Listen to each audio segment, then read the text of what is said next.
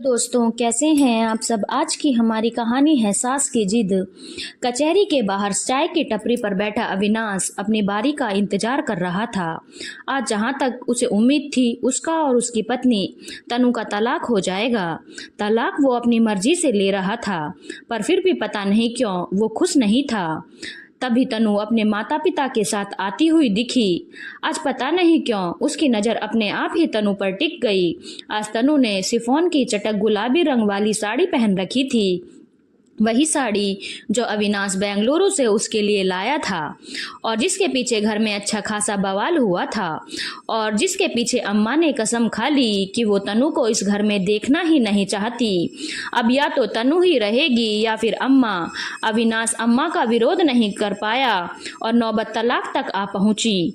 तनु और अविनाश की शादी 8 महीने पहले ही हुई थी। ये कोई लव मैरिज नहीं थी, बल्कि खुद अम्मा ने तनु को अविनाश के लिए पसंद किया था। तब अम्मा को तनु में गुण ही गुण नजर आ रहे थे। जिस किसी से भी मिलती तो उसके गुणों की तारीफ करती, अपनी छोटी बहू की भलाइयां लेती। शादी की तैयारियां भी अम्मा ने खुद आके होकर की थी। उनके पैरों में तो जैसे किसी ने पहिए फिट कर दिए हो। शादी के लिए इतनी फुर्ती से काम कर रही थी कि हर कोई देखते ही कहता, अरे बहू ला रही हो, भला इसमें इतने खुश होने वाली क्या बात है। और अम्मा सबको मुस्कुरा कर जवाब देती, अरे मेरा परिवार बढ़ रहा है तो खुश नहीं होंगी क्या। और फिर अपने काम में लग जाती। शादी वाले दिन बारात तनु के द्वारे पहुंच गई। बारातियों में से कुछ लोग शादी में बने पकवानों का लुफ्त उठाने लगे, तो कुछ लोग दहेज के सामान को देखने लगे, तो कई लोग वरमाला देखने में बिजी हो गए। शादी भी अच्छे से हो गई। कुछ देर बाद बारात में आई सारी महिलाएं और अन्य रिश्तेदार रवाना हो गए। बस घर के कुछ खास रिश्तेदार ही बचे थे और महिला के नाम पर सिर्फ ननद नेहा वहां रुकी थी। विदाई के समय उन खास रिश्तेदारों को शगुन के लिफाफे दिए जाने लगे। जिन जिन खास लोगों के नाम अम्मा जी ने खुद लिस्ट में लिखवा कर दिए थे, उन सबको शगुन के लिफाफे दे दिए गए। उसके बाद तनु के पापा ने अम्मा जी के बड़े भाई कैलाश जी से पूछा, समधी जी अगर कोई रह गया हो तो बता दीजिए, ताकि उसे भी शगुन का लिफाफा दे दे। हम हमारी तरफ से कोई कमी नहीं रखना चाहते। कैलाश जी के अनुसार सभी को शगुन का लिफाफा मिल चुका था, इसीलिए उन्होंने भी हाथ जोड़कर तनु के पापा से कहा, समधी जी जो आपने दिया सब सोने के बराबर है। मेरे अनुसार तो सभी को शगुन मिल चुका है, आप फिक्र मत कीजिए। थोड़ी देर बाद विदाई हो गई। नई दुल्हन का घर में प्रवेश भी हो गया, लेकिन थोड़ी देर बाद बुआ सास का मुंह फूल गया। उन्होंने इस बात का बतंगड़ बना दिया कि नए समधी ने उनके पोते को शगुन नहीं दिया। वो 3 साल का है तो क्या हुआ, शगुन का हक तो वो भी रखता है। तब अम्मा जी ने कैलाश जी की तरफ देखा तो कैलाश जी बोले, अरे जो लोग वहां पर थे उन सबको शगुन दिया गया है, और जो लोग नहीं थे पर उनके नाम पर्ची में था तो उनके लिए भी शगुन दिया गया है और सभी लिफाफे पर भी नाम है। अम्मा जी ने सभी आए हुए लिफाफे देख लिए, लेकिन उनमें से किसी पर भी उस बच्चे का नाम नहीं था। इस बात को लेकर बुआ सास ने अच्छा खासा बखेड़ा खड़ा कर दिया। सब लोगों ने उन्हें मनाने की कोशिश की, पर वो मानी नहीं और रूठ कर अपने घर चली गई।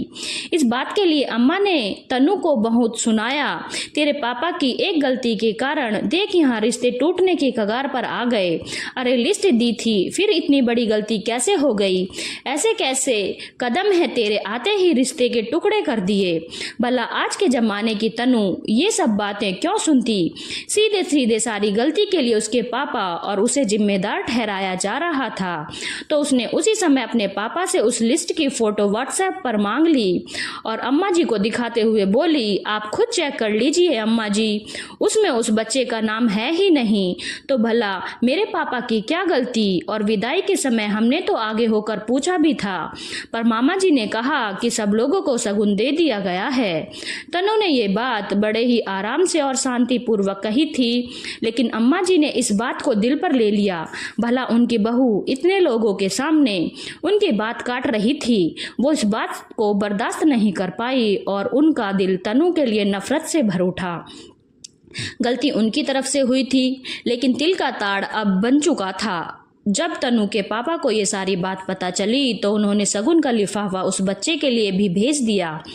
अम्मा जी और बड़े भैया खुद वो लिफाफा देने बुआ सास के घर गए, पर बुआ सास और उनके परिवार वालों ने ये कहकर वो लिफाफा लौटा दिया कि जिस समय देना था उस समय तो दिया नहीं, अब इन सब का क्या फ़ायदा, हमें तो माफ़ करो, हमने तो आपकी रिश्तेदारी देख ली, नए रिश्ते जोड़ने के चक्कर में आप तो पुराने रिश्ते तोड़ने में लगे हुए हो।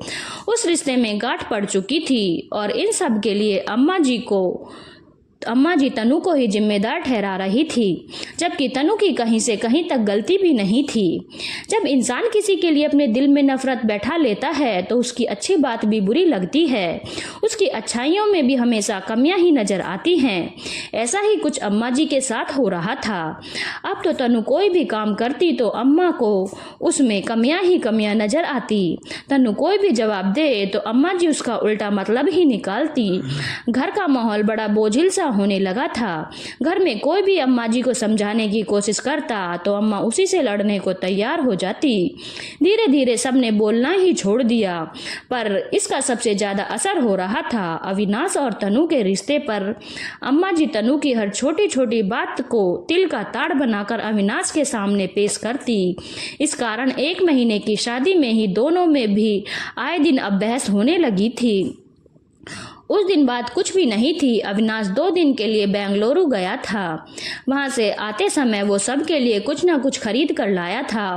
उस दिन भाभी के घर में कोई प्रोग्राम था तो इसीलिए भाभी और भैया नेहा वहां पर गए हुए थे। घर में अम्मा और तनु ही थे। तनु के लिए वो गुलाबी रंग की शिफॉन की साड़ी लेकर आया था जो तनु को भी बहुत पसंद आई थी।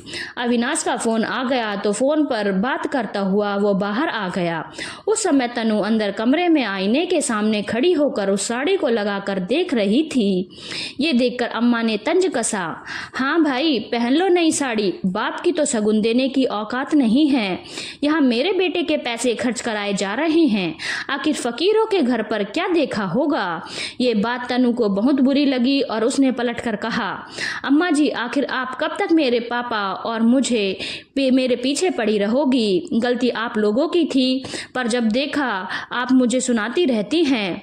ज्यादा जबान मत चला मेरे सामने, जब तू मेरे सामने आएगी तो मैं तुझे ये बात सुनाती रहूंगी, क्योंकि तेरे कारण हमारे खास रिश्ते टूट गए।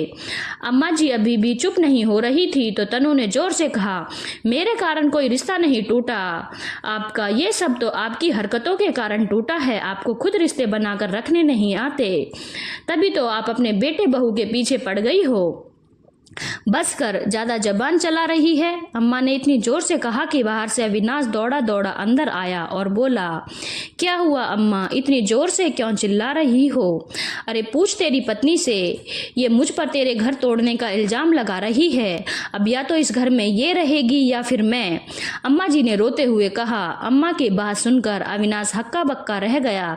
तभी तनु बोली, भला मैं क्यों जाऊंगी यहाँ से, सारी गलती तो आपकी है। तनु के कहने पर अम्मा ने अविनाश की तरफ रोते हुए देखा और कहा, इसी दिन के लिए तुझे पाल पोस कर बड़ा किया था मैंने।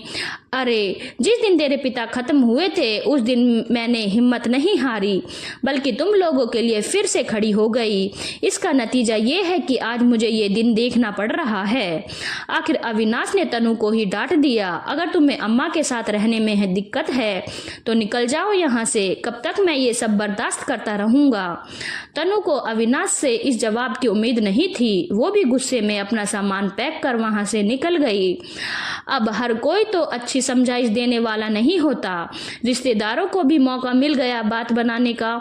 दोनों तरफ के रिश्तेदारों ने आग में घी डालने का ही काम किया और उसका नतीजा ये निकला कि कुछ दिन बाद ही अम्मा जी के कहने पर अविनाश ने तलाक के लिए अर्जी दे दी। तनु अविनाश को तलाक नहीं देना चाहती थी, क्योंकि वो ये जानती थी कि अविनाश की गलती नहीं है, बस अम्मा उसकी हर बात को अविनाश के सामने तोड़ मड़ोड़ कर पेश कर रही है। तभी तनु की नज़र अविनाश से टकराई, पर इस बार अविनाश ने अपनी निगाह दूसरी तरफ नहीं की और ना ही तनु ने अपनी नज़रें दूसरी तरफ घुमाई। तनु की नज़रें उसे ऐसे देख रही थी जैसे पूछ रही हो, क्या हुआ अविनाश, आज अकेले कैसे आए हो। सचमुच अविनाश अपने आप आप को अकेला ही तो महसूस कर रहा था। घर का कोई भी सदस्य उसके साथ नहीं था, जिसमें तो वो एक संयुक्त परिवार का बेटा है। जाहिर सी बात है आपको अपनी परेशानी खुद ही झेलनी पड़ती है।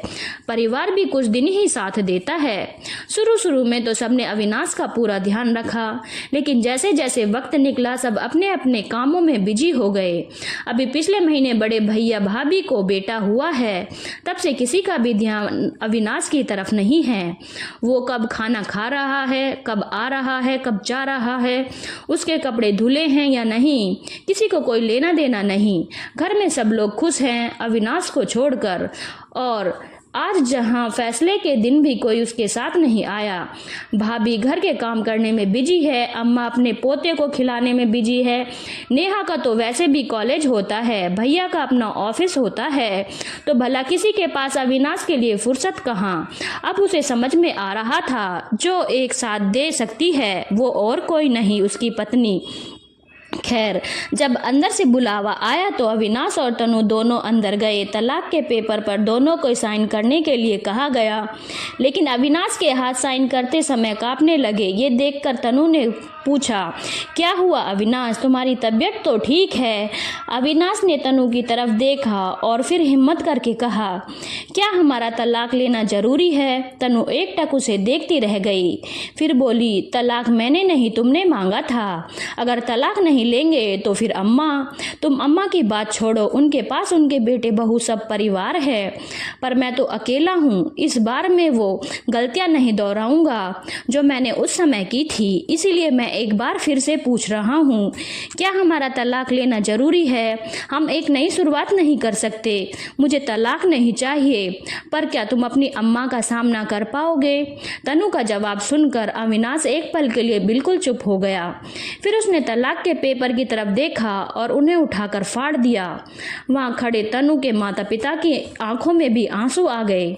आखिर कौन से माता पिता अपनी बेटी के घर को उजड़ता देख सकते थे? तनु को उसके माता पिता के साथ भेजकर सबसे पहले अविनाश अपने ऑफिस के आसपास किराए का घर ढूंढने गया। शाम तक ढूंढने के बाद उसे ढंग का घर मिल गया। उसके बाद सीधे अपने घर गया। अम्मा उस समय अपने पोते को खिला रही थी। अविनाश को घर आया देखकर बोली, मिल गया छुटकारा उस आफत से? अविनाश ने अम्मा से कहा, मैंने तलाक के पेपर फाड़ दिए, मुझे अपनी पत्नी से तलाक नहीं चाहिए। उसकी बात सुनकर अम्मा बोली, क्यों नहीं चाहिए तलाक? तुझे कहा था ना, या तो इस घर में वो रहेगी या फिर मैं। अम्मा की बात सुनकर अविनाश बोला, अम्मा ये आपका घर है, आप यहीं रहिए, मैंने अपना बंदोबस्त बाहर कर लिया है, मैं तनु के साथ वहीं रहूंगा। अरे ऐसा क्या जादू कर दिया उसने जो तलाक लेने से मना कर रहा है? छोड़ उसे, जैसे उसके जैसी 10 मिलेंगी। तुझे मेरी बात पर यकीन नहीं है? अरे मैं तेरी अम्मा हूँ, मैंने तुझे पाल पोस कर बड़ा किया है, अब तो उसके लिए मुझे छोड़कर जा रहा है? जब तेरे पिताजी। बस करो अम्मा, कब तक इमोशनल ब्लैकमेल करती रहोगी? अम्मा तेरी जिद के कारण मैं अपने घर को नहीं टूटने दूंगा। अपने दिल पर हाथ रखकर सोचो कि क्या तनु की हमेशा गलती थी? क्यों जबरदस्ती मेरा घर बर्बाद करने में तुली हुई हो? तुम तो खुद अपने बेटे बहू पोते में खुश हो, क्या तुम्हें मेरा अकेलापन दिखता है? सब अपने अपने में खुश हैं, पर मैं तो अकेला हूँ। मैं भी अपना परिवार चाहता हूँ, तो क्या गलत चाह रहा हूँ? बस अम्मा आप यहाँ खुश रहिए, अब हमें भी खुश रहने दीजिए। कहकर अविनाश अंदर कमरे में चला गया और अपना सामान पैक कर उसी शाम तनु के साथ अपनी गृहस्थी बसाने के लिए रवाना हो गया। धन्यवाद दोस्तों, अगर आपको कहानी अच्छी लगी हो तो चैनल को लाइक, शेयर और सब्सक्राइब करना ना भूलें।